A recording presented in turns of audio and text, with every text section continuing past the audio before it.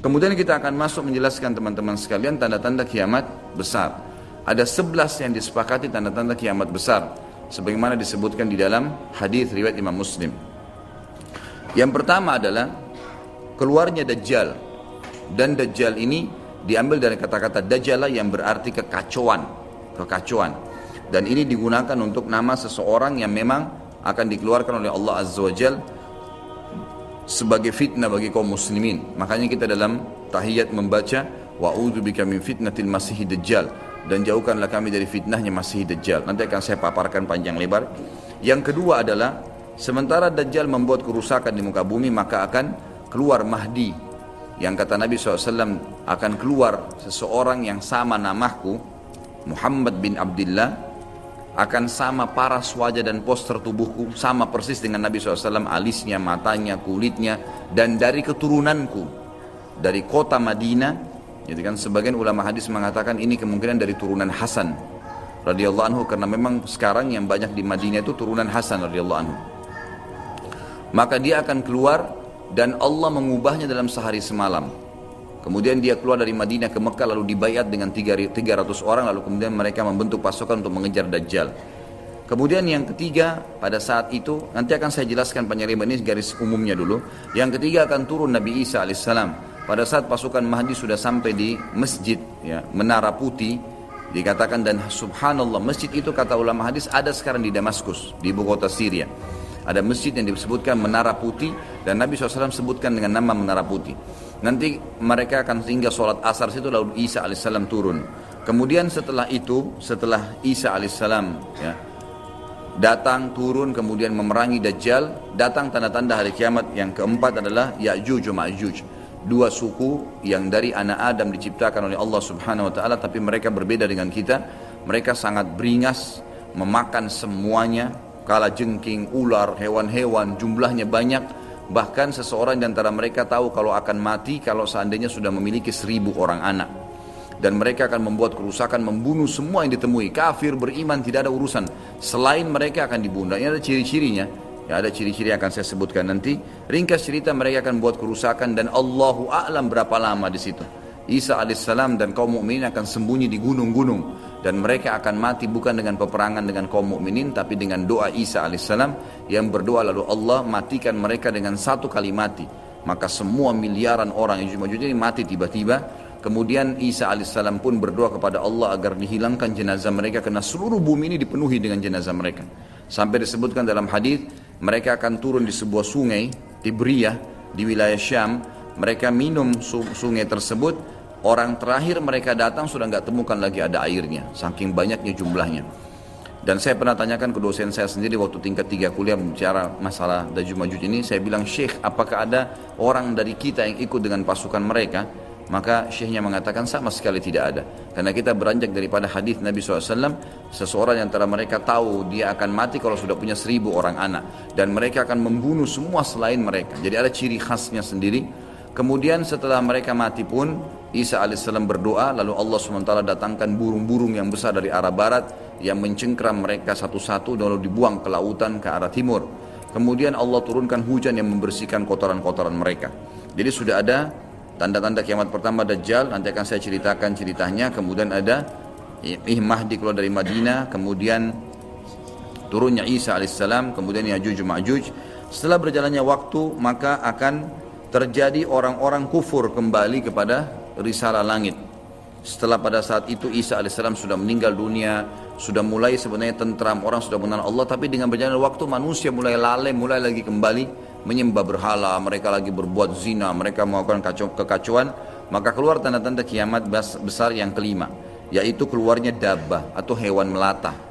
Yang hewan melata ini akan keluar dari tanah, berbentuk seperti hewan, tapi dia bisa berbicara dan dia membawa cap yang dia mencap orang beriman dan orang kafir. Setiap kali mereka buat kesalahan, ya diingatkan oleh dabbah ini, kalau kamu sedang lalai dari jalan Allah, kembalilah. Dan itu tadi yang ayat yang kita bacakan, surah An-Naml ayat 82. Kemudian setelah itu datang tanda-tanda kiamat yang keenam. Setelah keluarnya dabbah, maka akan terjadi 6, 7, 8 sekaligus tanda-tanda kiamat ini, yaitu terjadinya longsor besar di wilayah timur Jazirah Arab, tepatnya wilayah timur itu Irak, Iran, Afghanistan, Rusia, itu wilayah timur Jazirah Arab. Akan terjadi longsor besar yang tidak bisa lagi ditutup, dan terjadi juga longsor besar, tanda-tanda kiamat yang ketujuh, itu adalah di Jazirah Arab dan juga terjadi di wilayah baratnya Jazirah Arab, yaitu wilayah Afrika, dan ini juga akan longsor besar gitu kan. Kemudian terjadilah tanda-tanda kiamat yang selanjutnya, yang ke berapa? 9, keluarnya api dari wilayah Ka'rul Aden namanya, atau wilayah padang pasirnya wilayah Aden. Aden salah satu kota di Yaman gitu kan. Dan sekarang ini sudah ada diangkat di YouTube, dicuplikan, dan saya pernah lihat sebagian padang pasir wilayah Aden ini yang disebutkan dengan Ka'ril Aden itu memang tidak ada orang yang tinggal situ karena panasnya, gitu kan. Dan ada wilayah padang pasir yang sempat terbelah, dan mereka melihat dan diteliti secara ilmiah di bawah itu ada api yang sangat besar. Jadi ini sudah disebutkan dalam hadis Nabi Sallallahu Alaihi Wasallam. Kemudian selanjutnya akan terbit matahari dari barat, sebagaimana dia biasa terbenam dari situ. Ini ada berapa? 10 ya? Berarti ada satu yang tertinggal ya. Iya, keluarnya asap, maaf. Jadi sebelum terjadinya longsor 6, 7, 8 tadi, yang keenamnya itu adalah kelihatannya kabut. Di seluruh muka bumi ini akan terjadi kabut yang menutupi bumi ini, dan semua dunia ini akan melihat kabut itu dalam beberapa waktu. Inilah 11 tanda-tanda kiamat besar. Baik, kita akan rincikan dengan izin Allah satu persatu. Kalau terjadinya atau keluarnya Dajjal, ini disebutkan dalam banyak hadis, banyak sekali, dan ini yang paling banyak diingatkan. Di antaranya hadis Bukhari yang berbunyi, kata Nabi SAW, tidak ada seorang Nabi pun kecuali sudah mengingatkan kaumnya tentang si buta sebelah kanan ya. Jadi memang dia cirinya buta sebelah kanan. Dajjal memiliki ciri khas, rambutnya keriting, kemudian kulitnya mendekati hitam ya. Jadi sawo matang, badannya kekar, kemudian dahinya lebar ya. Dan orangnya mata kanannya rusak seperti anggur yang sudah rusak. Dan kata Nabi SAW, ingatlah dia akan mengaku sebagai Tuhan, dan ketahuilah Tuhan kalian Allah tidak buta sementara dia buta. Kemudian orang-orang pada bertanya, ya Rasulullah, bagaimana bisa orang mengikutinya? Kata Nabi SAW, pada saat itu dunia akan ditimpa kelaparan, dan Dajjal memiliki bergunung-gunung makanan. Ini bahasa wahyunya begitu. Allahu alam seperti apa, yang jelas dia bergunung-gunung memiliki makanan, dan dia akan melewati seluruh muka bumi ini. Tidak ada satu tempat pun kecuali dia akan lewati, melainkan akan dilewati kecuali Madinah dan Mekah. Itu yang dia tidak bisa masukin.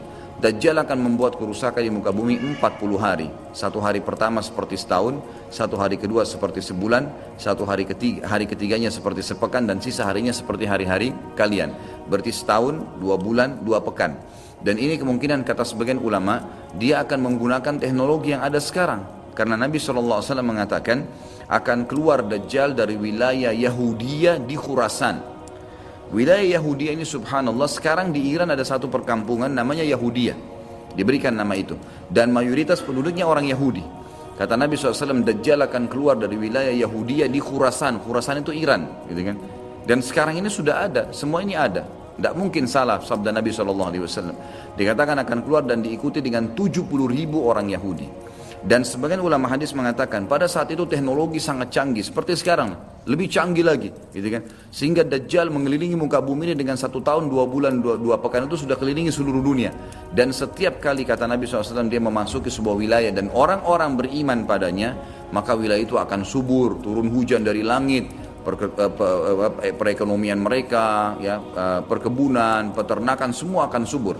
Dan setiap wilayah yang ditinggalkan oleh Dajjal tidak mau beriman, maka akan susah, hujan tidak turun dari langit, hasil mereka mengurang dan seterusnya.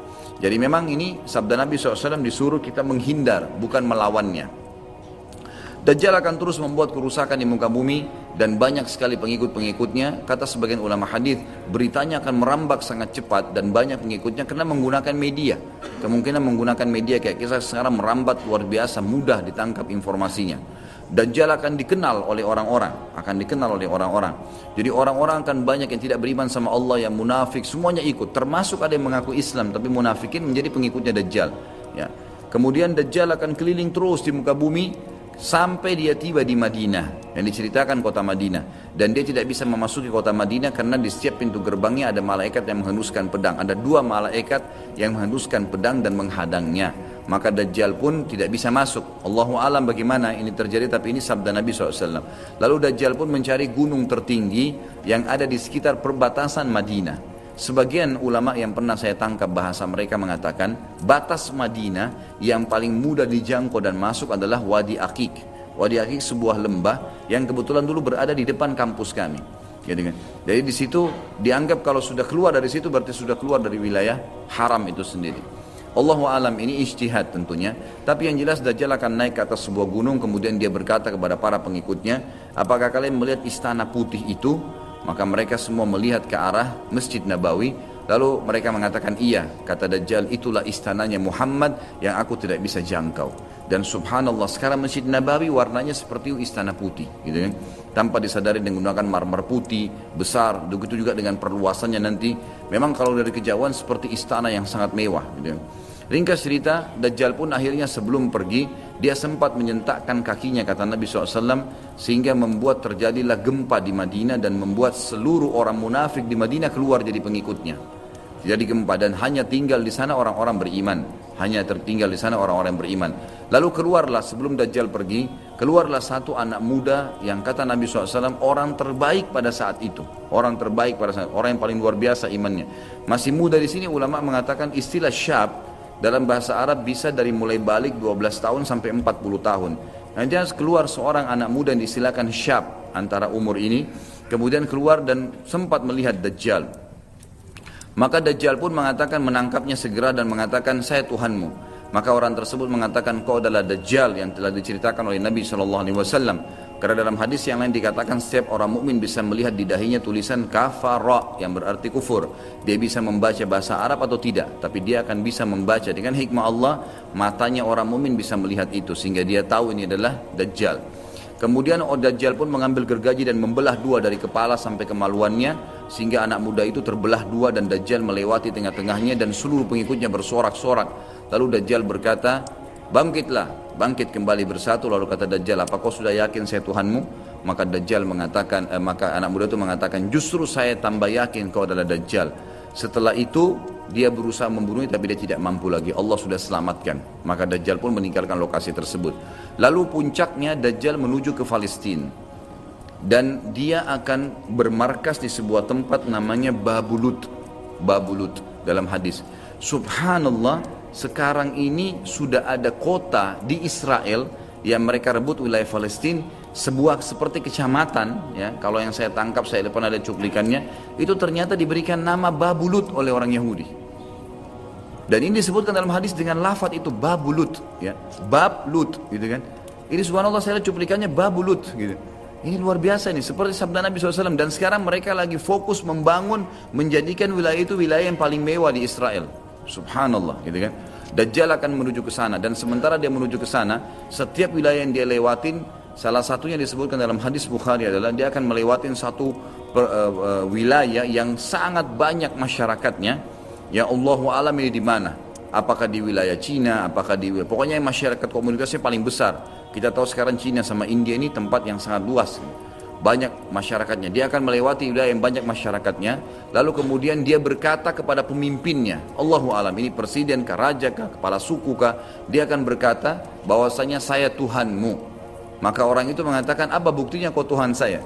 Dia bilang, bagaimana kalau saya hidupkan kedua orang tuamu? Apa kau akan percaya saya Tuhanmu? Maka orang itu berkata, tentu saja. Ada Dajjal, tunjukkan kuburannya, ditunjuk kuburannya, lalu Dajjal mengatakan, keluarlah.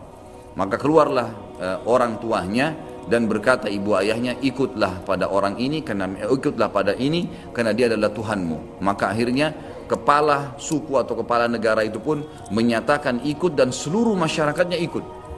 Jadi luar biasa, miliaran orang jadi pengikut Dajjal pada saat itu. Maka Nabi SAW sudah membongkar buat kita itu. Berkata apa? Itulah 2 syaitan yang menjelma untuk menipu manusia. untuk menipu manusia. Dan itu puncak terakhir sekali sebelum Dajjal menuju ke Israel.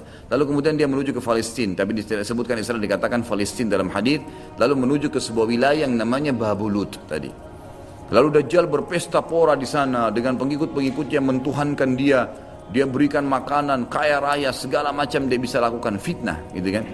Akhirnya keluarlah pada saat sementara dia berjalan ke Babulut dan tiba di Babulut, keluarlah di Madinah Mahdi. Dan Mahdi ini adalah keturunan Nabi SAW tadi saya bilang, keluar dari Madinah. Kemudian Allah memperbaiki dia dalam sehari semalam. Kata sebagian ulama hadis, Allah berikan petunjuk sehingga dia menjadi baik langsung gitu kan. Tadinya dia faham agama tapi belum diaplikasikan, sekarang dia langsung Allah SWT ubah menjadi orang yang saleh dalam sehari semalam. Lalu kemudian dia jalan, ada banyak riwayat yang menyebutkan ciri-cirinya. Di telapak tangannya ada seperti bekas ya, tanda lahir. Tapi yang jelas yang paling mendasar mirip dengan Nabi SAW, alisnya seperti busur panah, kulitnya putih, orangnya tinggi, besar, kekar gitu kan. Dan tadi turunan Nabi SAW namanya Muhammad bin Abdullah. Maka dia pun akhirnya didatangi oleh orang-orang yang pada saat itu sudah tahu tentang keluarnya Dajjal, sudah informasi menyebar. Maka mereka juga sudah tahu ada orang yang akan membentuk pasukan dari Madinah namanya Muhammad bin Abdullah. Lalu mereka carilah keturunan Nabi SAW itu, lalu ditemukan. Lalu mereka mengatakan, engkau lah yang telah ditunjuk oleh Nabi SAW. Maka keluarlah memimpin kami untuk memerangi Dajjal. Dia pun awalnya menolak sampai dia pergi ke Mekah, kata Nabi SAW, lalu diikuti oleh 300 orang masyarakat membaiatnya. Lalu terbentuklah pasukan muslimin yang tidak tahu Allahu alam berapa jumlahnya pada saat itu. Lalu mereka menuju ke Palestina, melewati negeri Palestina, melewati negeri Syria, dan akhirnya mampir di Masjid Darul Baydha tadi, menara putih yang tujuannya untuk mengerjakan sholat asar. Dan pada saat itu terjadilah tanda-tanda kiamat besar ketiga. Isa alaihissalam akan turun. Kata Nabi SAW, Isa alaihissalam akan turun, rambutnya basah, meneteskan air dan memegang dua sayapnya malaikat. Sebagian ulama hadis mengatakan pada saat itu kaum mukminin akan melihat malaikat yang membawa Isa alaihissalam. Kemudian dia turun dan dia masuk. Kemudian kata Nabi SAW, Mahdi adalah satu-satunya orang, ya, salah satu orang yang Nabi sholat jadi makmum di belakangnya. Karena waktu turun Nabi Isa, orang sudah tahu semua ini akan turun, lagi berkumpul gini mau sholat, pas mau iqamah sholat Isa alaihissalam turun. Dan orang-orang sudah mengatakan Isa sudah datang. Jadi informasi pasti, bukan lagi yang diragukan, bukan masih nebak ini Isa atau bukan, mereka sudah tahu. Turunnya kelihatan dan mereka masuklah. Lalu kemudian Mahdi mengatakan, silakan memimpin hai Nabiullah. Kata Nabi Allah, imam dari diri kalian, dari kalian sendiri, dari kaum muslimin. Maka akhirnya dia pun menjadi imam. Kemudian terbentuklah pasukan tersebut, tiba di Babulut. Saya tutup dengan kisah Babulut ini. Pada saat tiba di Babulut, ya, tiba di Palestina, maka Dajjal tidak tahu yang datang ini siapa. Disebarkan berita oleh pengikutnya mengatakan, hai Dajjal, sudah datang pasukan yang ingin memerangi kita. Lalu Dajjal mengatakan, siapa yang berani mengalahkan saya? Siapa yang bisa? Bukakan pintu gerbang, kita tantang. Dia nggak tahu kalau Isa alaihissalam yang datang. Kemudian pada saat dibukakan, Dajjal dengan sombongnya, dia tahu dia tidak mati, gitu kan? Punya kekuatan super yang luar biasa. Begitu dibuka pintu gerbang, dia sengaja nunggu di pintu gerbang untuk menunjukkan, mendemonstrasikan kemampuannya di depan para pengikutnya. Ternyata waktu dibuka pintu gerbang, Isa alaihissalam di depan pasukan muslimin. Dan akhirnya begitu melihat Isa, dia coba melarikan diri dan badannya meleleh seperti melelehnya lilin, gitu kan? Jalan terus meleleh sampai akhirnya Isa alaihissalam mengejarnya sambil mengatakan, wahai musuh Allah, sudah saatnya kau mati. Diletakkan di tanah, ditekan oleh Isa alaihissalam, lalu kemudian ditombak di antara dua matanya dengan tombak emas, yang akhirnya membuat Dajjal mati. Pada saat itu pun Yahudi mengetahui masalah itu, sehingga mereka menyebar. Ya, mereka menyebar dan Isa alaihissalam sudah tahu instruksi dari Allah untuk membunuh semua pengikut Dajjal. Maka semua pun pengikut Dajjal dari Yahudi ini menyebar di bawah pohon, di atas batu, dan semuanya akan berbicara mengatakan, hai muslim, ini Yahudi, bunuhlah dia. Maka semuanya pun dibunuh oleh kaum muslimin kecuali satu pohon garkat. Pohon garkat ini pohon yang punya duri dan buahnya pahit. Dulu di kuburan Baqi cukup banyak, ya. Sekarang subhanallah di Israel paling banyak ditanam pohon garkat, karena mereka tahu bahwasanya itu tidak akan berbicara untuk menunjukkan siapa mereka. Jadi kebodohan orang Yahudi, tahu kebenaran ini tapi mereka tidak beriman. Makanya wajar Ibnu Abbas berkata dalam nama ghairil maghdubi alaihim, bukan orang yang bermuka adalah Dajjal, adalah orang-orang Yahudi karena kebodohannya. Maka pada saat itu pun dibunuhlah semuanya. Dan termasuk kata ulama hadis sebenarnya yang sembunyi di sekitar pohon garkat. Garkat ini tidak bicara, hai muslim, ini Yahudi. Tapi orang Islam pada saat itu kata ulama hadis mengetahui kalau ini pohon garkat. mengetahui kalau ini pohon garka. Jadi memang sudah punya gambaran, sehingga walaupun sembunyi di pohon garka tetap akan dibunuh oleh kaum muslimin. Karena orang-orang Yahudi tidak mengikrarkan syahadat. Mereka walaupun sudah tahu kebenaran, mereka memang tidak mau syahadat. Makanya Nabi SAW mengatakan, jangankan Isa AS, Nabi Muhammad SAW saja di zamannya, kata beliau, kalau ada 12 orang dari Yahudi yang mengucapkan syahadat, beriman pada saya, maka seluruh Yahudi akan beriman. Saking sulitnya, 12 orang saya sudah cukup. Tapi pada saat itu pun sama, walaupun dibunuh mereka tidak mau beriman kepada Allah SWT. Ini juga terjadi pada saat terjadi pembunuhan suku Quraidah. Jadi pada saat itu Nabi SAW mengepung mereka, diberikan kesempatan untuk taubat. Mereka tidak mau, akhirnya mereka menganggap kalau dibunuh oleh Nabi SAW, dibunuh oleh kaum muslimin, mereka akan menuju ke surga, gitu kan. Jadi mereka pasrah dengan dibunuh, mereka anggap itu akan menuju ke surga, dan ini kebodohan, ya, ini kebodohan. Maka pada saat itu selesailah urusan orang-orang Yahudi ini, dan Isa AS akan memimpin di muka bumi selama, ada riwayat mengatakan 7 tahun, ada yang mengatakan 40 tahun. Membuat keadilan, dan Isa akan membunuh semua babi, menghancurkan semua salib, dan tidak ada rumah satupun, kata Nabi SAW, di muka bumi kecuali akan masuk ke dalam Islam, baik dalam keadaan mulia ataupun menolak, terhina. Jadi sudah tidak ada, seluruh muka bumi ini akan jadi Islam pada saat itu. Jadi sampai sini insya Allah bahasan kita akan lanjutkan nanti, pertemuan akan datang, dan silakan kalau ada pertanyaan ditulis di kertas, setelah sholat kita akan bahas. Dan kita akan mulai Ya'juj Ma'juj dan sisa-sisa lainnya nanti kita akan bahas pada pertemuan akan datang. Mungkin begitu. Subhanakallahumma bihamdika asyhadu an la ilaha illa anta astaghfiruka wa atubu ilaik. Wassalamualaikum warahmatullahi wabarakatuh.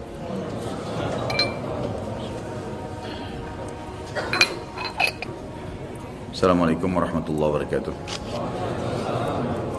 Alhamdulillah wassalatu wassalamu ala Rasulillah. Setelah saya pertimbangkan, kayaknya saya harus selesaikan tanda-tanda hari kiamat itu, karena masih ada bahasan beberapa hal yang berhubungan dengan masalah mahsyar, kemudian surga dan neraka. Maka kita lanjutkan setelah tadi Dajjal terbunuh dan pengikut-pengikutnya juga mati.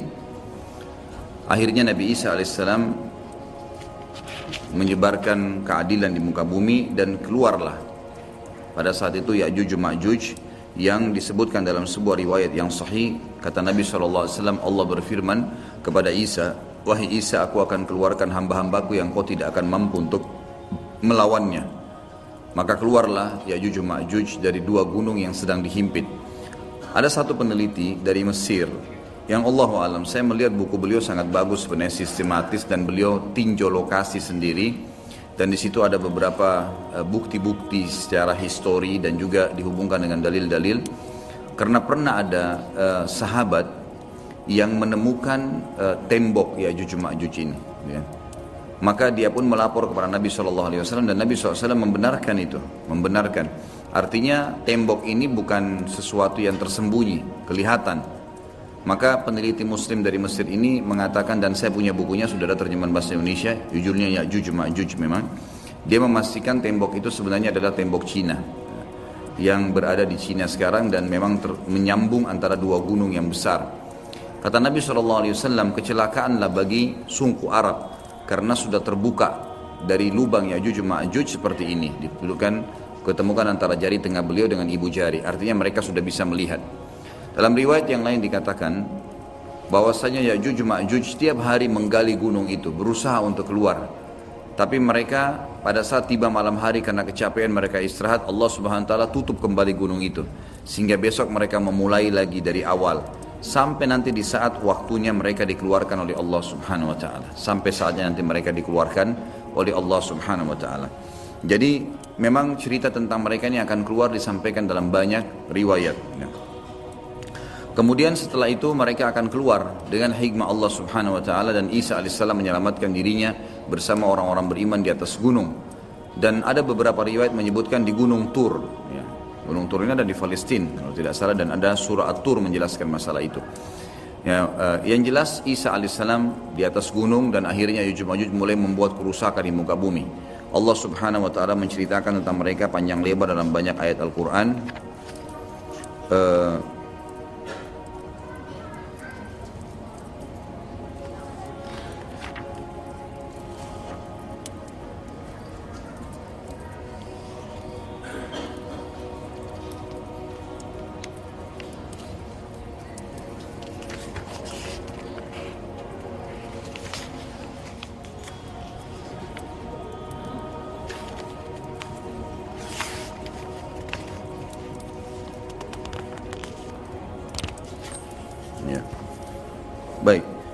Yang jelas diceritakan dalam Al-Quran tentang cerita mereka Ya'juj Ma'juj ini, dan mereka akan keluar tepatnya di surah Al-Anbiya ayat 96 sampai 97. Dan yang pegang buku ada di halaman 82 itu.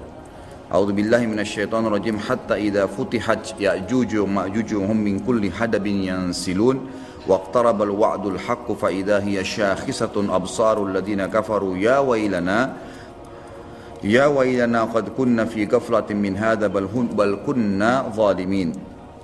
Hingga apabila dibukakan tembok Ya'juj Ma'juj dan mereka turun dengan cepat dari seluruh tempat yang tinggi, dan telah dekatlah kedatangan janji yang benar, maksudnya hari kebangkitan, maka tiba-tiba terbelalaklah mata orang-orang kafir. Mereka berkata, aduhai celakalah kami, sungguhnya kami dalam kelalaian tentang ini, bahkan kami orang-orang yang zalim.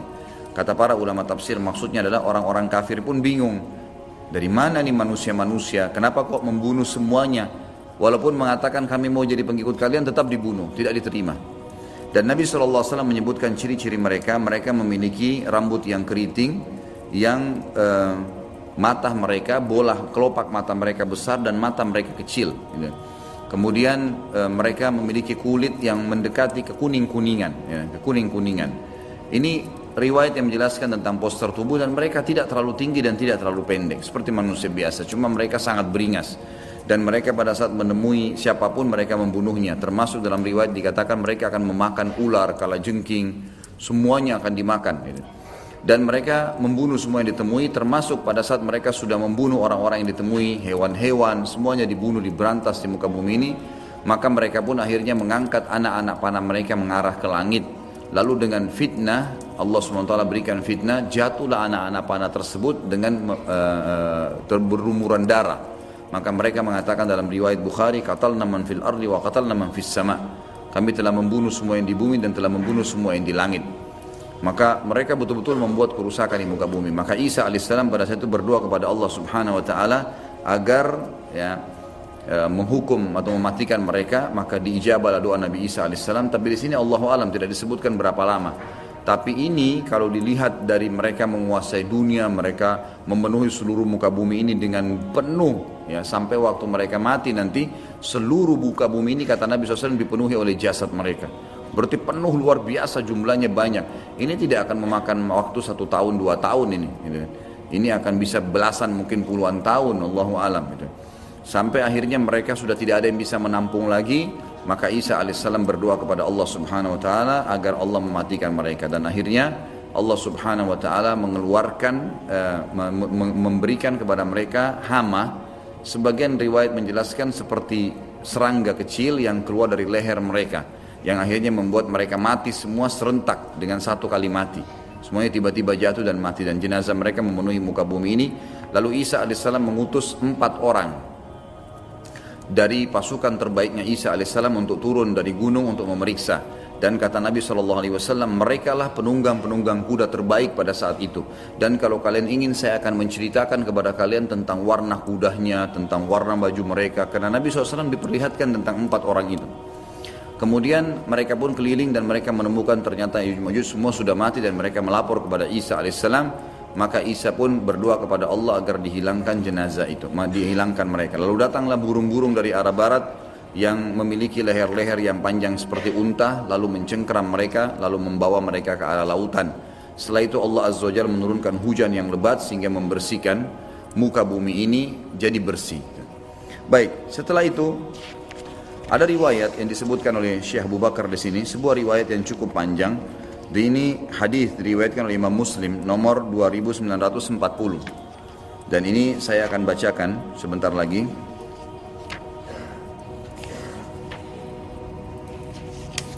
Yang bunyinya kata Nabi SAW, "Yakhrujud dajjalu fi ummati fayamkuthu arba'in. Fayab'athu Allah Isa ibn Maryam ka'annahu Urwah ibn Mas'ud fayatlubuhu fayuhlikah. ثم يمكث الناس 7 سنين ليس بين اثنين عداوة ثم يرسل الله ريحا باردة من قبل الشام فلا يبقى على وجه الأرض من في قلبه مثقال ذرة من خير أو إيمان إلا قبضته حتى لو أن أحدكم دخل في كبد جبل لدخلته عليه حتى تقبضه فيبقى شرار الناس في خفة الطير وأحلام السباع لا يعرفون معروفا ولا ينكرون منكرا ويتمثل لهم الشيطان فيقول ألا تستجيبون فيقولون فماذا تأمرنا فيأمرهم بعبادة الأوثان وهم في ذلك دار رزقهم حسن عيشهم ثم ينفخ في الصور فلا يسمعه أحد إلا أصغى ليتا ورفع ليتا وأول من يسمعه رجل يلوط حوض إبله قال فيسعق ويسعق الناس ثم ينزل الله مطرا كأنه الطل فتنبت منه أجساد الناس ثم ينفخ فيه أخرى فإذا هم قيام ينظرون ثم يقال يا أيها الناس هلم إلى ربكم وقفوهم إنهم مسؤولون sebagaimana ayat jelaskan itu ثم يقال أخرجوا بعث النار فيقال من كم فيقال من كل 1999 فذلك يوم يجعل الولدان شيبا وذلك يوم يكشف عن ساق. Artinya, Dajjal akan keluar di tengah-tengah umatku dan ia akan tinggal selama 40. Ini tadi sudah saya jelaskan, sekitar ada yang mengatakan 40 tahun, ada yang mengatakan 40, tapi riwayat lain menjelaskan 40 hari, tapi hari pertamanya setahun, hari keduanya sebulan, hari ketiganya sepekan dan sisa harinya seperti hari-hari kalian. Lalu Allah membangkitkan Isa putra Maryam, ia mirip sekali dengan Urwa bin Mas'ud, ada sahabat Nabi. Maka Isa mencari Dajjal dan kemudian membunuhnya. Setelah itu manusia tinggal selama 7 tahun tanpa ada permusuhan di antara mereka. Kemudian Allah meniupkan angin dingin dari arah negeri Syam. Nah ini saya ingin jelaskan. Jadi pada saat terjadi Isa alaihissalam sudah membunuh Dajjal dan terjadi keadilan di muka bumi, kata ulama hadis, makna hadis ini adalah setelah itu Isa alaihissalam berjalan. Ada riwayat menjelaskan Isa menyebarkan berhukum selama 40 tahun.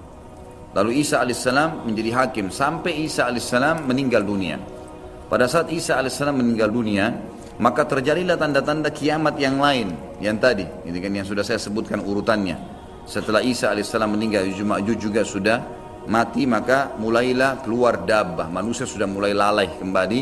Kemudian keluarlah hewan melata mengingatkan, kemudian keluar kabut seluruh muka bumi, kemudian terjadi longsor, gitu kan. Kemudian keluar api dari wilayah Aden, lalu kemudian terbitlah matahari dari barat itu. Namun ada satu dari hadis ini disebutkan, pada saat terbit matahari dari barat, di sini ada kejadian lain yang ulama sebagian masukkan ke tanda-tanda hari kiamat, sebagiannya mengatakan ini bukan, cuman pelengkap. Tapi anggap kita masukkan tanda-tanda hari kiamat sehingga ini yang nomor 12. Setelah matahari terbit dari barat, yang kata Nabi SAW, pada saat itu tidak akan lagi berguna jiwa yang meminta taubat. Dalam riwayat Bukhari dikatakan, taubat akan diterima oleh Allah selama matahari belum terbit dari barat. Kata Nabi SAW dalam hadis yang saya bacakan riwayat Muslim, setelah itu manusia tinggal selama 7 tahun tanpa ada permusuhan di antara mereka. Yang dimaksud di sini adalah mereka setelah kejadian-kejadian besar, Isa alaihissalam mati, setelah 40 tahun buat keadilan, setelah Isa alaihissalam mati ada 7 tahun setelah itu lagi tambahan, jadi 47 tahun. Tapi setelah Isa meninggal 7 tahun tidak ada permusuhan di antara manusia. Kemudian Allah meniupkan angin dingin dari arah negeri Syam. Nah ini arah angin dingin, ini adalah terjadi setelah terbitnya matahari dari barat. Maka tidak seorang pun di muka bumi ini yang di dalam hatinya masih ada kebaikan atau iman, melainkan pasti angin itu merenggut nyawanya. Hingga sekiranya ada seseorang di antara kalian yang bersembunyi di rongga gunung sekalipun, niscaya angin itu akan masuk dan merenggut nyawanya. Maka yang tersisa adalah manusia-manusia jahat yang tangkas, bagaikan tangkasnya burung dan binatang buas. Mereka tidak mengenal kebaikan dan tidak mengingkari kemungkaran.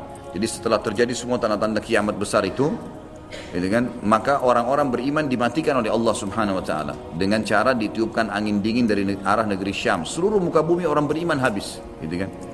Pada saat orang beriman ini habis dan sudah ada orang-orang yang tadi saya bilang mulai membangkang setelah Nabi Isa alaihissalam meninggal, gitu kan, dan dabbah hewan melata yang keluar itu membawa cap. Dalam hadis Bukhari dicaplah orang-orang yang beriman dan orang kafir.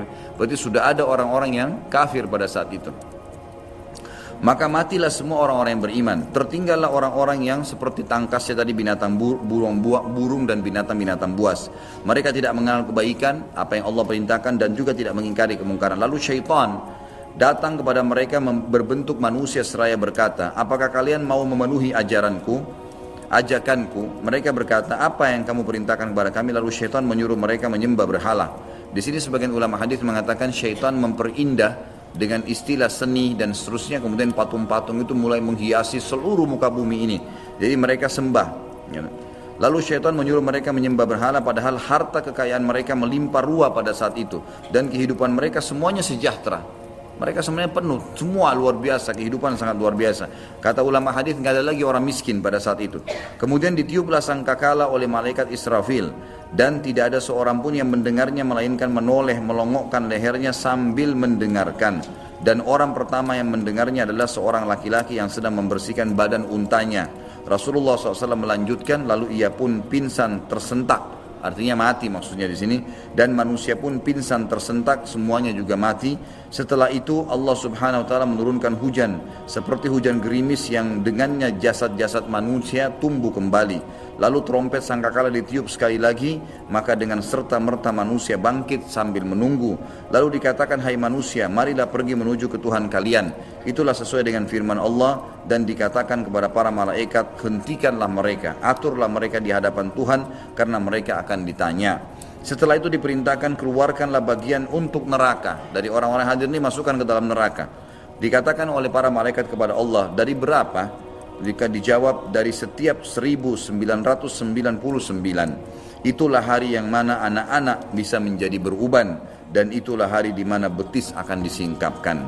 Tapi dari saksi bahasan kita adalah masalah tadi, ya, Dajjal akan membuat kerusakan, kemudian beberapa kasus yang berhubungan dengan masalah kita ini. Tentu dari 11 tadi tanda-tanda hari kiamat ini sudah saya jelaskan secara global semuanya, dan ada tambahan lagi satu berhubungan dengan riwayat dan tidak disebutkan oleh Syekh Abu Bakar Siddiq rahimahullah.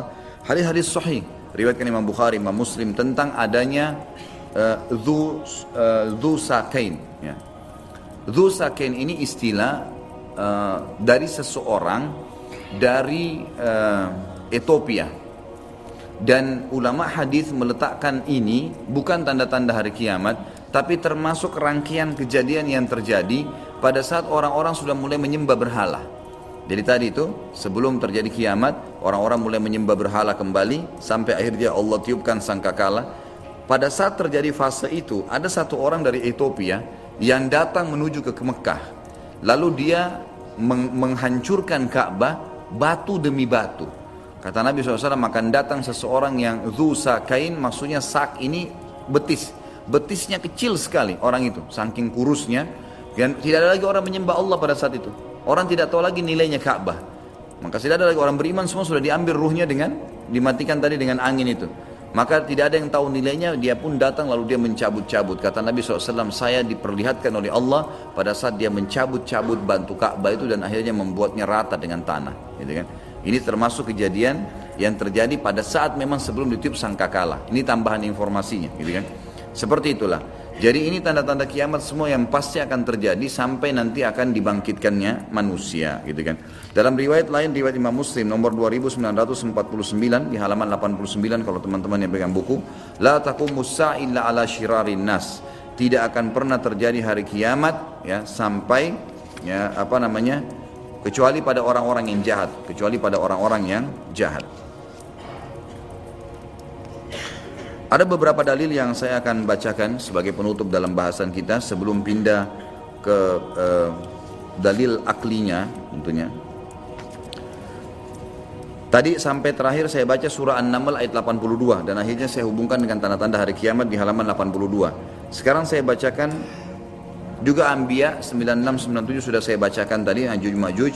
Sekarang saya bacakan surah Az-Zukhruf ayat 57 sampai 61 yang bunyinya a'udzubillahi minasyaitonir rajim walamma duriba ibnu maryam mathalan idza qaumuka minhu yasiddun wa qalu alihatuna khairun amhu ma darabuhu laka illa jadala bal hum qaumun khasimun in huwa illa abdun an'amna alaihi wa ja'alnahu mathalan li bani Israil walau nasha'u laja'alna minkum malaikatan fil ardi yakhlufun wa innahu la'ilmun lis-sa'ati fala tamtarunna biha wattabi'un hadha siratun mustaqim. Dan tak kala putra Maryam Isa dijadikan alaihissalam perumpamaan. Jadi Nabi Isa AS diceritakan oleh Nabi SAW di Mekah, orang-orang Quraisy kaum Muhammad bersorak-sorak karenanya, jadi mengolok-olok, dan mereka berkata, mana yang lebih baik? Tuhan-Tuhan kami ini yang kami sedang sembah patung-patung, atau Isa yang sedang kau ceritakan hai Muhammad? Mereka tidak memberikan perumpamaan itu kepadamu melainkan dengan maksud membantah saja. Sebenarnya mereka adalah kaum yang suka bertengkar. Isa tidak lain hanyalah seorang hamba yang telah kami berikan kepadanya nikmat kenabian, dan kami jadikan dia sebagai tanda bukti kekuasaan Allah untuk Bani Israel. Dan kalau kami kehendaki, benar-benar kami jadikan sebagai gantimu, ganti kalian semua hai manusia, di muka bumi ini malaikat-malaikat yang turun-temurun, bisa juga saya ciptakan, kata Allah seperti itu. Dan sungguhnya turunnya Isa itu pertanda akan datangnya hari kiamat. Karena itu janganlah kamu ragu-ragu tentang kiamat itu, dan ikutilah aku, inilah jalan yang lurus. Tapi saksi bahasan dari panjang ayat ini adalah turunnya Isa merupakan pertanda datangnya hari kiamat. Jadi menguatkan apa tadi yang kita sebutkan, tanda-tanda hari kiamat itu. Kemudian surah Az-Zumar diangkat oleh beliau ayat 68 sampai 70 yang bunyinya A'udzubillahi minasyaitonir rajim. Wa nufikha fis suri fa sa'ika man fis samawati wa man fil ardi illa man syaa Allah thumma nufikha fihi ukhra fa idahum qiyamun yanzurun wa asyraqatil ardu binuri rabbiha wa wudi'al kitabu wa ji'a bin nabiyyin wasyuhada وجيء بالنبيين والشهداء وقضي بينهم بالحق وهم لا يظلمون ووفيت كل نفس ما عملت وهو أعلم بما يفعلون. Yang artinya, dan ditiupkan sangkakala, maka matilah siapa yang di langit, siapapun di langit dan siapapun di bumi, kecuali siapa yang dikehendaki oleh Allah. Ulama tafsir mengatakan yang tidak masuk dalam meninggal pada saat itu adalah Jibril, Mikail dan Israfil. Jibril pimpinan malaikat, Mikail wakil, dan Israfil peniup sangkakala. Kemudian termasuk pemikul arsy-Nya Allah yang 8 malaikat yang sudah pernah kita jelaskan pada saat menjelaskan masalah iman kepada malaikat. Kemudian juga masuk dalamnya semua bidadari dan bidadara yang ada di surga, pelayan-pelayan di surga, itu juga tidak masuk atau masuk dalam firman Allah kecuali siapa yang Allah kehendaki. Tapi semua manusia, semua jin, semua hewan, tumbuh-tumbuhan, ini semua akan hancur. Kemudian ditiup sangkakala itu sekali lagi, maka tiba-tiba mereka berdiri menunggu putusan masing-masing, dan terang benderanglah bumi atau padang mahsyar dengan cahaya keadilan Rabb-Nya, dan diberikanlah buku perhitungan perbuatan masing-masing, dan didatangkanlah para nabi dan saksi-saksi, dan diberi keputusan antara mereka dengan adil, sedang mereka tidak dirugikan, dan disempurnakanlah bagi mereka disempurnakan bagi tiap-tiap jiwa balasan apa yang telah dikerjakannya, dan Dia Allah lebih mengetahui apa yang mereka kerjakan. Tentu ini menceritakan tentang masalah ditiupnya sangkakala tadi, yang pada saat selesai semua tanda-tanda kiamat besar ditiup sangkakala, itu saksi bahasan kita. Kemudian juga beliau angkat surah Anbiya ayat 47. Jadi saya sekarang mulai berurut dalil yang ditulis oleh Syekh Abu Bakar rahimahullah. Firman Allah tentang mizan, ya, timbangan yang akan dihadirkan pada hari kiamat. Dan mizan ini dalam hadis Bukhari dijelaskan memiliki lisan, bisa berbicara, menghardik orang yang berbuat dosa dan memuji ya orang-orang yang berbuat kebaikan. Surah Anbiya ayat 47 bunyinya A'udzubillahi minasyaitonirrajim wa nadha'ul mawazinal qista liyaumil qiyamati fala tudlamu nafsun syai'a wa in kana mithqala habbatin min khardalin ataina biha wa kafa bina hasibin. Kami akan memasang timbangan yang tepat pada hari kiamat, maka tidaklah dirugikan seseorang barang sedikit pun, dan jika amalan itu hanya seberat biji sawi pun pasti kami mendatangkan pahalanya, dan cukuplah kami sebagai pembuat perhitungan. Dalam riwayat lain dikatakan, riwayat Bukhari, nanti hari kiamat akan datang orang yang postur tubuhnya kekar dan besar. Kemudian dia datang ke timbangan tersebut, lalu dia loncat ke dalam timbangan amalnya, amal baiknya, untuk membuat berat, tapi timbangan tersebut tidak akan menilai berat badannya. Padahal pada saat itu hari kiamat ada hadis lain menjelaskan. Kata Nabi SAW, kalian akan dibangkitkan semua laki-laki seperti poster ayahnya Adam, 60 siku ke langit, ya, kurang lebih 27,5 meter. Dan semua perempuan 40 siku ke langit seperti ibunya Hawa, ya, 17,5 meter. Jadi orang sangat besar postur tubuhnya, tapi timbangan itu akan diletakkan dalam kondisi adil, tidak akan menimbang kecuali yang Allah suruh, amal baik dan amal buruk saja. Ya. Kemudian dalam ayat yang lain diangkat oleh beliau surah Al-Haqqah ayat 13 sampai 34. A'udzu billahi minasyaitonir rajim. Fa idza nufikha fis suri nafkhatan wahida wa humilatil ardu wal jibalu fadukkata dakkatan wahida fa yawma idzin waqa'atil waqi'ah wa inshaqqatis samaa'u fa hiya yawma idzin wahiyah wal malaku ala arja'iha wa yahmilu arsya rabbika fawqahum yawma idzin thamaniyah yawma idzin tu'raduna la takhfa minkum khafiyah fa amma man utiya kitabahu bi yamini fa yaqulu ha umqra'u kitabiyah inni dhanantu anni mulakin hisabiyah فهو في عيشة راضية في جنة عالية قطوفها دانية كلوا واشربوا هنيئا بما أسلفتم في الأيام الخالية وأما من أوتي كتابه بشماله فيقول يا ليتني لم أوتى كتابيه ولم أدر ما حسابيه يا ليتها كانت القاضية ما أغنى عني مالية هلك عني سلطانية خذوه فغلوه ثم الجحيم صلوه ثم في سلسلة ذرعها 70 ذراعا فاسلكوه إنه كان لا يؤمن بالله العظيم ولا يحض على طعام المسكين. Maka apabila sangkakala ditiup sekali tiup, dan ini saksi bahasan kita karena tadi kita bahas sampai bahasan ini ya. Dan diangkatlah bumi dan gunung-gunung lalu dibenturkan keduanya sekali benturan, semuanya dihantamkan satu sama yang lain. Maka pada hari itu terjadilah kiamat dan terbelahlah langit, karena pada hari itu langit menjadi lemah dan malaikat-malaikat berada di penjuru-penjuru langit. Dan pada hari itu 8 malaikat menjunjung arsy Rabb kalian, Rabbmu di atas kepala mereka. Pada hari itu kamu akan dihadapkan kepada Rabbmu, semua kita akan dihadapkan masing-masing. Tidak ada sesuatu pun dari keadaanmu yang tersembunyi bagi Allah. Adapun orang-orang yang diberikan kepadanya kitab dari sebelah kanannya, maka dia berkata, ambillah, bacalah kitabku ini. Karena ada hadis yang menjelaskan siapa yang menerima kitabnya dengan tangan kanannya, kitab-kitab akan berterbangan seperti kapas, kata Nabi SAW. Dan masing-masing akan datang ke orang. Yang datang ke tangan kanannya walaupun dia belum baca, dia udah tahu dia akan selamat. Karena bangganya dan senangnya dia mengatakan, ambil kitabku ini, bacalah, isinya pasti baik gitu. Dia mengatakan sungguhnya aku yakin, belum dia buka, tapi dia yakin bahwa sungguhnya aku akan menemui hisab terhadap diriku. Aku akan berhasil lolos karena sudah jalan di tangan kanannya. Maka orang itu berada dalam kehidupan yang diridhoi dalam surga yang tinggi, buah-buahannya dekat. Kepada mereka dikatakan makan dan minumlah dengan sedap, disebabkan amal yang telah kalian kerjakan pada hari-hari yang telah lalu. Adapun orang-orang yang diberikan kepadanya kitab dari sebelah kirinya, jadi ini dengan sendirinya kita tidak bisa nolak. Mudah-mudahan termasuk kita orang yang menerima tangan kanan. Maka dia berkata, wahai alangkah baiknya kiranya tidak diberikan kepadaku kitabku ini, dan aku tidak mengetahui apa hisab terhadap diriku. Jadi dia sudah tahu dia akan ke neraka. Wahai kiranya, jadi dia berkata, semua orang yang terima dengan tangan kirinya buku berkata, wahai kiranya kalau kematian awal di dunia waktu saya mati, itu sudah menyelesaikan segala sesuatunya. Coba waktu mati dan tidak dibangkitkan lagi ya, itu harapan mereka. Hartaku yang selama ini aku kumpulkan, sekali-kali tidak bisa memberikan manfaat kepadaku. Telah hilanglah kekuasaan dariku. Allah berfirman, peganglah dia. Lalu belenggulah tangannya ke lehernya, kemudian masukkan dia ke dalam api neraka yang menyala-nyala, kemudian belitlah dia dengan rantai yang panjangnya 70 hasta. Sesungguhnya dia dahulu tidak beriman kepada Allah yang maha besar, dan juga tidak mendorong orang lain untuk memberikan makanan orang miskin. Firman Allah SWT tentang hasyar, perhimpunan di mahsyar, disebutkan oleh beliau dalam surah Maryam ayat 68-72 yang bunyinya, a'udzubillahi minasyaitonirrajim, فَوَرَبِّكَ لَنَحْشُرَنَّهُمْ وَالشَّيَاطِينَ ثُمَّ لَنُحْضِرَنَّهُمْ حَوْلَ جَهَنَّمَ جِثِيًّا ثُمَّ لَنَنْزِعَنَّ مِنْ كُلِّ شِيعَةٍ أَيُّهُمْ أَشَدُّ عَلَى الرَّحْمَنِ عِتِيًّا ثُمَّ لَنَحْنُ أَعْلَمُ بِالَّذِينَ هُمْ أَوْلَى بِهَا صِلِيًّا وَإِنْ مِنْكُمْ إِلَّا وَارِدُهَا كَانَ عَلَى رَبِّكَ حَتْمًا مَقْضِيًّا ثُمَّ نُنَجِّي الَّذِينَ اتَّقَوْا وَنَذَرَ الظَّالِمِينَ فِيهَا جِثِيًّا. Demi Rabbmu, sesungguhnya akan kami bangkitkan mereka bersama syaitan yang sudah mengganggu-ganggu manusia selama ini, dibangkitkan bersamaan sekalian. Kemudian akan kami datangkan mereka di sekeliling Jahannam, neraka Jahannam dalam keadaan berlutut. Kemudian pasti akan kami tarik dari tiap-tiap golongan siapa di antara mereka yang sangat durhaka kepada Zat yang Maha Pemurah, dan kemudian kami sungguh lebih mengetahui orang-orang yang seharusnya dimasukkan ke dalam neraka.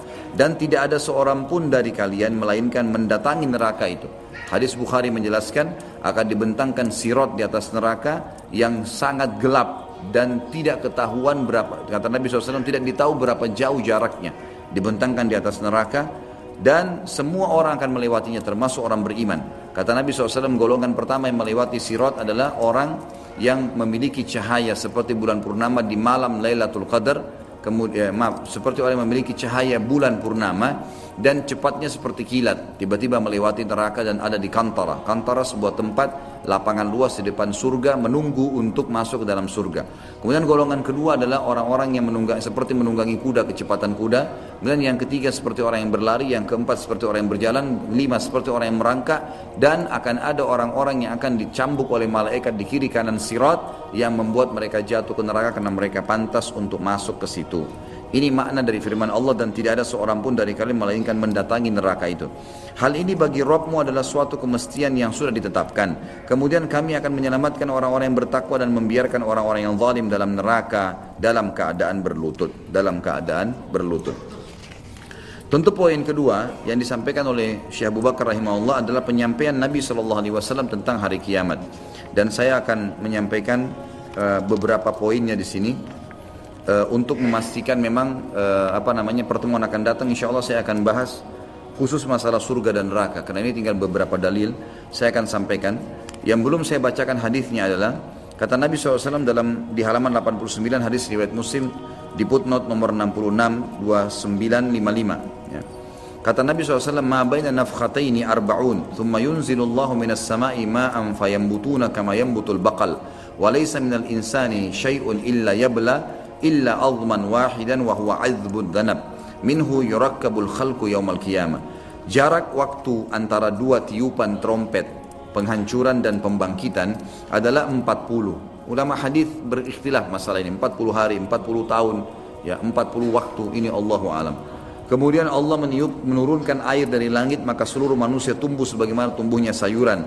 Tidak ada sesuatu pun dari jasad manusia melainkan hancur kecuali sepotong tulang, yaitu tulang ekornya. Darinya lah semua manusia diciptakan ulang pada hari kiamat.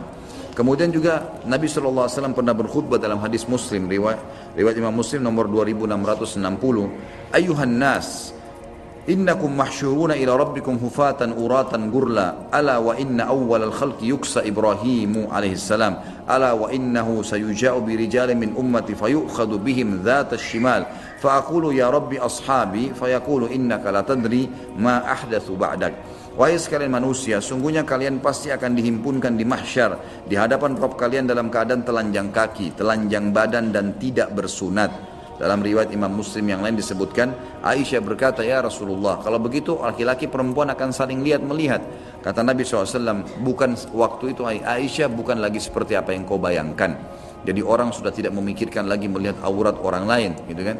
Seperti kasus teman-teman kalau sedang terjadi misalnya Jakarta lagi diserang dengan musuh dan orang lagi dibantai sana sini. Kemudian ada orang jalan telanjang lari di pinggir jalan, masih ada sempat orang memikirkan masalah syahwatnya?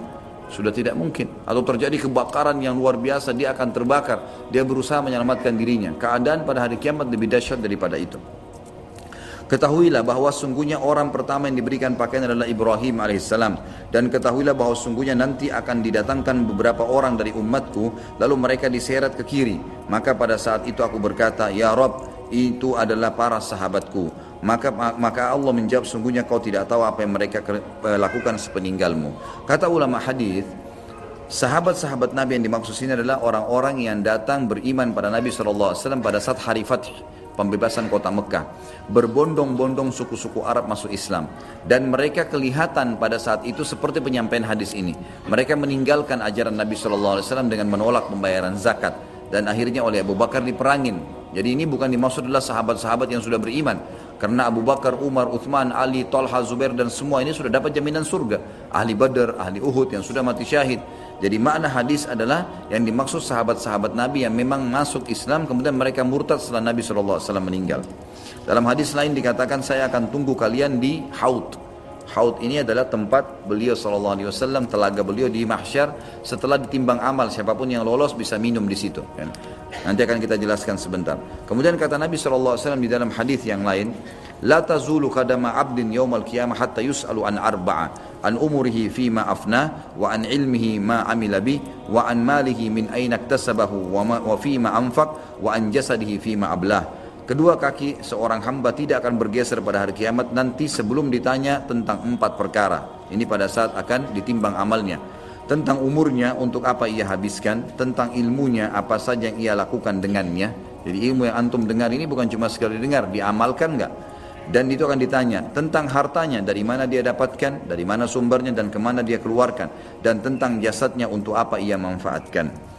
Jadi kata para ulama hadis, kalau ada orang mandi, bersihkan dirinya, merawat tubuhnya, karena ini adalah titipan Allah, ada pahalanya. Tapi kalau orang lalaikan, ada pertanyaan hari kiamat, kau apakan jasadmu? Termasuk orang yang sengaja merobek-robek tubuhnya, membunuh, memutus urat dan meminum racun dan seterusnya, ini akan ada hukuman yang berat pada hari kiamat.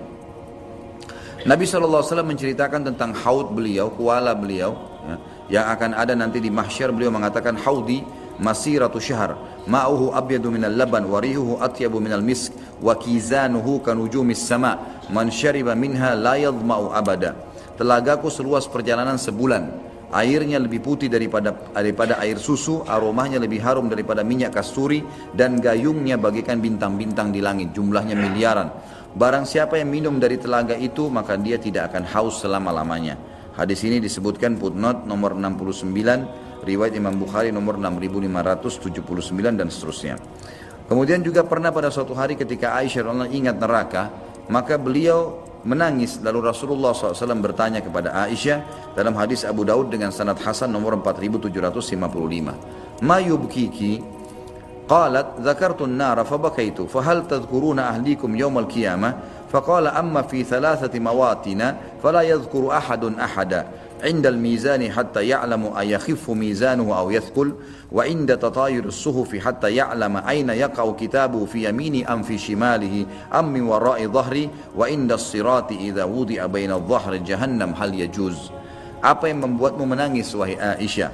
Kata Aisyah, aku ingat tentang neraka, azabnya yang pernah disampaikan, maka dari itu aku menangis.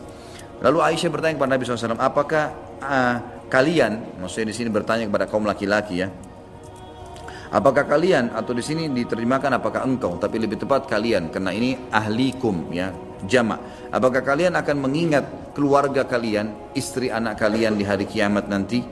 Jadi Aisyah berharap Nabi SAW bisa menolongnya kalaupun ada apa-apa. Beliau menjawab SAW, adapun pada 3 tempat berikut ini tidak ada seorang pun yang ingat kepada orang lain, termasuk Nabi SAW, para nabi-nabi pun, yaitu ketika berada di sekitar mizan, timbangan amal, sampai ia mengetahui apakah timbangan amalnya ringan atau berat, gitu kan. Yang kedua, pada saat buku-buku catatan amal berterbangan sampai ia mengetahui di mana buku catatan amalnya jatuh, apakah di tangan kanannya, apakah di tangan kirinya atau di belakangnya. Sebagian ulama menjelaskan masalah di belakang, artinya kalau dia terima dari belakang, dia masih kemungkinan bisa lolos masuk surga atau dia masuk neraka. Tapi kalau kanan pasti masuk surga, kalau kiri pasti masuk neraka. Ketiga, tidak akan mengingat siapapun pada saat itu ketika berada di sekitar jembatan sirat yang dibentangkan di atas neraka, apabila dipancangkan di atas neraka jahanam hingga ia tahu dia bisa melewatinya. Kemudian Nabi SAW menceritakan juga tentang masalah keadaan mahsyar. Beliau mengatakan, likulli nabiyyin da'watun qad da'aha ummatah wa inni ikhtaba'tu da'wati syafa'atan li ummati. Hadis ini disebutkan oleh Imam Muslim nomor 200. Jadi kata Nabi SAW, semua nabi-nabi punya doa mustajab, pasti. Ini doa pamungkas, gitu kan. Apa yang dia ucapin langsung dikasih sama Allah. Ada satu yang diberikan, seperti Nabi Nuh minta kaumnya disiksa misalnya, itu langsung Allah ijabah. Tentu banyak doa-doa Nabi yang diterima, ada juga doa Nabi yang dipanjatkan tapi belum diterima. Tapi ada satu doa yang memang itu disimpan, itu dikasih. Nabi SAW mengatakan semua nabi-nabi sudah pakai doanya itu, kecuali saya. Saya sengaja menyimpan doa itu untuk umatku, untuk syafaat umatku pada hari kiamat. Kemudian ini menceritakan tentang kita akan interaksi sama Nabi, ada haud, ya, ada pertolongan dari Nabi SAW, syafaat dan seterusnya. Kemudian beliau mengatakan juga dalam hadis Ibnu Majah nomor 4308, ana sayyidu waladi Adam wala fakhr wa ana awwalu man tanshaqqu anhu al-ard yaumal qiyamah wala fakhr wa ana awwalu syafi'in wa awwalu musyaffi'in wala fakhr wa liwa'ul hamdi biyadi yaumal qiyamah wala fakhr. Aku adalah pemuka cucu-cucu Adam pada hari kiamat. Perkataanku ini bukanlah kesombongan. Dan aku orang pertama yang dibangkitkan dari bumi. Perkataan ini bukanlah kesombongan. Aku adalah orang pertama yang memberi syafaat, pertolongan, dan orang yang pertama yang syafaatnya dikabulkan. Karena perkataan ini bukanlah kesombongan, dan bendera hamd, pujian ada di tanganku pada hari kiamat kelak. Perkataanku ini bukan kesombongan. Hadis Muslim yang lain berbunyi, kata Nabi SAW, tahukah kalian bagaimana manusia mengenalku pada hari kiamat? Sehingga memang aku memang jadi pemimpin anak Adam dan tidak ada kesombongan di situ. Para sahabat mengatakan Allah dan Rasulnya lebih tahu. Maka kata Nabi SAW, manusia nanti akan kepanasan di mahsyar, dibangkitkan dalam kondisi tenggelam dengan keringatnya masing-masing. Ada yang sampai kakinya, ada yang sampai perutnya, ada yang sampai dadanya, ada yang tenggelam dengan keringatnya sesuai dengan kadar dosanya. Karena jenuhnya manusia menunggu lama, maka mereka pun mendatangi Adam lalu berkata, kau manusia pertama, kau lah ayah kami. Ya mohonlah kepada Allah agar datang mengadili kami, baik kami ke neraka atau ke surga. Mereka belum tahu neraka karena panasnya pada saat itu. Lalu dalam riwayat lain ditambahkan adalah Nabi SAW mengatakan karena matahari cuma berjarak 1 atau 2 mil dari mereka, gitu kan. Jadi ini bahasa 1-2 mil ini memang dalam hadis lafadznya begitu. Mil sangat dekat sekali. Ya sekarang saja bisa dikatakan jutaan mil mungkin ya, bahkan lebih daripada itu, sudah panasnya luar biasa. Bagaimana kalau seperti keadaan tadi yang disebutkan. Maka Adam pun berkata, saya sudah, hari ini Allah murka, belum pernah murka sebelumnya, dan saya sudah membuat kesalahan. Saya dulu dilarang memakan buah lalu saya makan, gitu kan. Maka saya tidak berani, diriku, coba pergi ke Idris, lalu pergilah ke Idris. Idris juga dipuji-puji, tapi Idris tunjuk, cobalah pergi ke Hud, Saleh, Shu'aib, Ibrahim, Nuh, dan seterusnya. Sampai tiba di Isa, dan Isa AS, kata Nabi SAW, tidak menyebutkan kesalahannya. Dan dia cuma mengatakan, cobalah pergi kepada Muhammad. Lalu mereka pun datang kepada saya, dan pada saat itu, kata ulama hadis, suara orang-orang terbentang yang sedang bicara sama Nabi ini, terkenal semua orang di mahsyar, miliaran manusia dan jin mendengarkannya. Lalu mereka berkata, wahai Muhammad, engkaulah manusia engkaulah Nabi terakhir. Allah menutup kenabian di tanganmu. Lalu disebutkanlah kelebihan-kelebihan Nabi SAW, yang akhirnya membuat orang-orang di mahsyar semuanya tahu, oh ini Nabi terakhir. Karena mereka belum pernah ketemu, gitu kan. Dikenallah Nabi SAW, disebutkan semua kelebihannya. Allah memberimu kitab, ya, Allah jadikan engkau dengan umatmu menjadi saksi buat umat-umat selainnya. Maka mintalah kepada Allah supaya Allah datang menghakimi kita, gitu kan. Kita ke surga atau ke neraka. Maka Nabi SAW mengatakan, ana lahu, saya pemiliknya, saya pemiliknya. Lalu saya pun menuju ke bawah singgasananya Allah, arsy-Nya Allah, dan saya sujud. Dan Allahu a'lam berapa lama saya sujud. Dan Allah subhanahu wa ta'ala membuka kepada saya kalimat-kalimat hamd, puji-pujian yang belum pernah dibukakan untuk orang-orang sebelumku. Lalu kemudian aku mendengar suara dari langit mengatakan, Allah berfirman, ya Muhammad irfa' ra'sak washfa' tushfa'. Hai Muhammad, angkatlah kepalamu, berikan syafaat pertolongan dan kau akan diterima. Lalu di sini beliau memberikan 2 syafaat, syafaat ammah dan syafaat khassah. Ya, syafaat kubra dan syafaat sugura, banyak istilah yang digunakan. Tapi yang jelas ada syafaat umum agar Allah mengadili semua manusia pada saat itu dan jin. Dan ini syafaat Nabi SAW untuk semuanya. Yang kedua syafaat yang khusus untuk orang-orang yang beriman saja. Pertolongan Nabi SAW bila ada orang beriman yang kurang amal solehnya, lalu Nabi SAW membantunya dan seterusnya, ditolong oleh Nabi SAW. Inilah yang disebutkan dalam hadis tadi tentang masalah syafaat Nabi SAW. Lalu dalam hadis yang lain, ini kita diingatkan oleh Nabi SAW agar kita berusaha setiap hari meminta surga dan jauhkan diri dari api neraka. Karena kejadian kiamat pasti terjadi. Nabi SAW sampaikan di dalam hadis riwayat Tirmidzi nomor 2572, Ibnu Majah dalam 4340 dan Nasai nomor 5522, Ibnu Hibban, Al-Hakim, dan ini dengan sanad yang sahih. Kata Nabi SAW, man sa'ala al-jannata thalatha marratin qalatil jannah, Allahumma adkhilhul jannah, wa man istajara minan nari thalatha marratin qalatin nar, Allahumma ajirhu minan nar. Barang siapa yang memohon surga 3 kali dalam sehari, maka surga akan berkata, ya Allah masukkan ia ke dalam surga. Dan barang siapa yang memohon diselamatkan dari neraka 3 kali, maka neraka akan berkata, ya Allah selamatkan dia dari neraka. Yang ketiga, bukti bahwasanya secara nakli memang ada, ya, kiamat terjadi, iman dan keyakinan yang kokoh jutaan para nabi, rasul-rasul, para hukama, maksudnya kalau digabung jumlahnya jadi jutaan. Orang-orang bijak, para ulama dan para hamba Allah yang saleh kepada tentang kejadian hari kemudian dan kepada segala yang berkaitan dengannya. Ini kurang lebih dalil-dalil naklinya. Saya akan baca beberapa poin dalil akli. Yang pertama, kekuasaan Allah. Secara akal kiamat itu akan terjadi. Kekuasaan Allah untuk menghidupkan kembali makhluknya sesudah mereka mati. Sebab menghidupkan kembali itu tidak lebih sulit daripada menciptakannya pertama kali tanpa ada contohnya. Artinya membangkitkan pasti lebih gampang. Sebab menghidupkan, menciptakan dari awal lebih sulit. Secara akal mesti bisa diterima itu. Yang kedua, tidak ada sesuatu pun yang ditolak oleh akal sehat tentang kebangkitan kembali dan pembalasan. Sebab akal sehat itu tidak akan menolak kecuali dalam hal yang mustahil. Seperti adanya sesuatu yang berlawanan atau bertemunya 2 hal yang bertentangan, sedangkan kebangkitan hari kiamat dan pembalasan sama sekali tidak termasuk dalam hal itu. Bisa dijelaskan di poin ketiga, adanya hikmah kebijaksanaan Allah SWT yang tampak pada perbuatan-perbuatannya, pada makhluk-makhluknya, dan yang tampak pada setiap aspek dan sendi kehidupan. Dan kenyataan-kenyataan ini tidak mungkin kalau tidak ada kebangkitan kehidupan kembali bagi makhluk itu, makhluk ini sesudah kematian mereka, dan tidak mungkin kalau kehidupan ini berakhir lalu amal perbuatan baik dan buruk mereka tidak diberi pembalasan. Nggak mungkin Allah berikan peraturan-peraturan, syarat-syarat, janji-janji, ancaman-ancaman kalau tidak ada kebangkitan secara akal. Yang keempat, adanya kehidupan dunia dengan segala kenikmatan dan kesengsaraan yang ada di dalamnya adalah sebagai bukti akan adanya kehidupan lain sesudahnya di alam yang lain pula, di mana di sana terdapat keadilan, kebaikan dan kesempurnaan, kebahagiaan dan bisa jadi kesengsaraan yang lebih besar dan lebih utama daripada yang sebelumnya, di mana kehidupan dunia dengan segala kenikmatan dan kesengsaraannya telah tidak sebanding dengan kehidupan sesudahnya, kecuali sebagai gambaran dari satu istana dari istana-istana yang sangat besar, atau satu kebun dari kebun-kebun yang rindang, ya, yang berada di atas satu lembaran daun yang kecil. Ini kurang lebih gambaran penyampaian Syekh Abu Bakar rahimahullah tentang hari kiamat. Tentu di hari kiamat juga teman-teman sekalian ada banyak dalil yang menjelaskan ragam manusia yang akan dibangkitkan. Ada yang dibangkitkan seperti misalnya orang-orang yang sombong. Dalam hadis Bukhari disebutkan Allah akan membangkitkan orang-orang yang sombong, jabbarun, ukuran mereka seperti semut, ya, dibandingkan manusia pada hari kiamat, dan orang-orang menginjak-injak mereka sementara mereka tidak mati. Itu contohnya. Ada orang dibangkitkan pada hari kiamat, ya, wajahnya di bawah gitu kan, dan kakinya yang di atas. Ada orang yang dibalik wajahnya dengan bokongnya, dan beragam macam tipologi orang-orang yang dibangkitkan. Dan ini tergantung dari hukuman Allah kepada mereka.